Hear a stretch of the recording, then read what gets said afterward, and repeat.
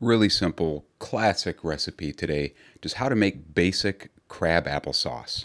The most important thing to know is that crab apples vary drastically in flavor.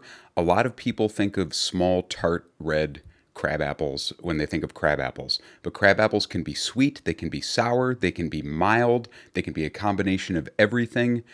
You need to use your instincts and figure out what kind of crab applesauce you want to make. Crab apples that are red are dependably tart, so I like to use about one half to a third to sweet apples. I don't like to make it out of pure tart crab apples. Make sure to avoid apples that are deteriorated or, have been eaten by bugs when you're picking. And then when you bring them home, wash the apples off, clean them a little bit, get off any cobwebs or bugs or anything like that. And then if you're using apples that are different sizes, you're going to want to cut them into pieces so that they cook evenly.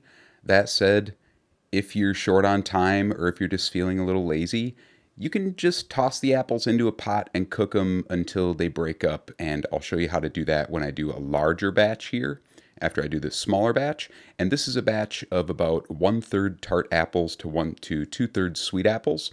You just add a little bit of water and you're going to cook the apples until they turn to mush. We're adding about a cup of water per pound. Then we're going to take the apple mash and put it through a food mill. This is not optional. Do not listen to recipes that say you don't have to strain out the skins and seeds. That's gross, and I don't know why anyone would do that. Just get a food mill. It's going to be so much better. You don't need to have skins in your applesauce. I suppose no one is going to add seeds. Lord, I hope not. Then we're going to take the applesauce and mix it with a little bit of maple syrup to taste and a little bit of cinnamon. Now for making a large batch, here is what I do.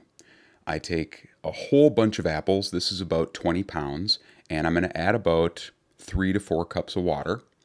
And then the same thing as before, I'm just going to cook these whole apples until they start to break down. It's not rocket science at all, but if you use a big burner like this, make sure to be stirring it regularly because the apples will burn on the bottom and you don't want to scorch the sauce after you went through all the work of picking them. Then another thing that I really recommend, a food mill is good for small batches, but if you want to make a decent sized batch, like a couple gallons as the recipe is written, you're going to want to use an applesauce maker. I really recommend these. You can use it for tomatoes too. And the beautiful thing here, as you can see, is that the sauce comes out right there, and then the skins and the seeds come out the front. You can save those for making vinegar. And this sauce that's pictured, this was made from all sweet crab apples. Remember I said crab apples will vary in flavor. So you can make a crab apple sauce that tastes exactly like applesauce from a store, or you can make one that's nice and tart. That's it. How to make basic crab applesauce. If you make the recipe, let me know. If you have any questions, leave a comment. Thanks for watching.